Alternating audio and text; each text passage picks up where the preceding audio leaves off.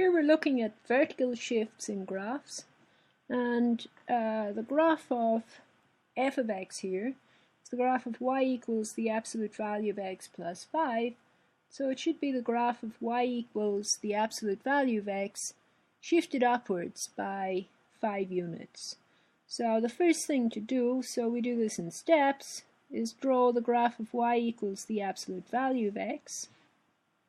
And to get a sketch of what's going on here, we just shift this thing upwards by 5 units. So every point on the new graph should be exactly 5 units above the corresponding point on the old graph. In particular, it's going to cut the y-axis at 5 there. Get a picture of y equals x cubed minus 10. It's going to be a vertical shift of the graph of y equals x cubed, and this time it's going to go downwards by 10 units.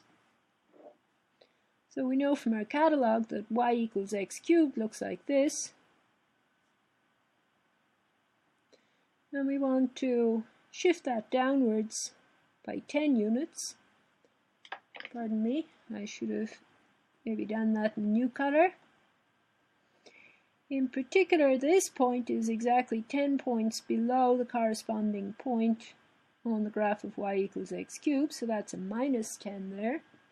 And if you want a little more detail, you can add a few more points. The point here is 1, 1, and that gets shifted downwards to 1, negative 9.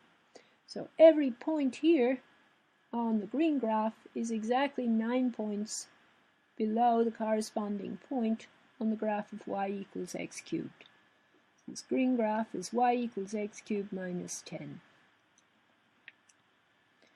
To graph y equals the square root of x plus 2, well, we must first know what the graph of y equals the square root of x looks like, and you'll remember from our catalogue, looks a bit like this. And again, we're just sketching, and this is going to shift this thing upwards by 2 units.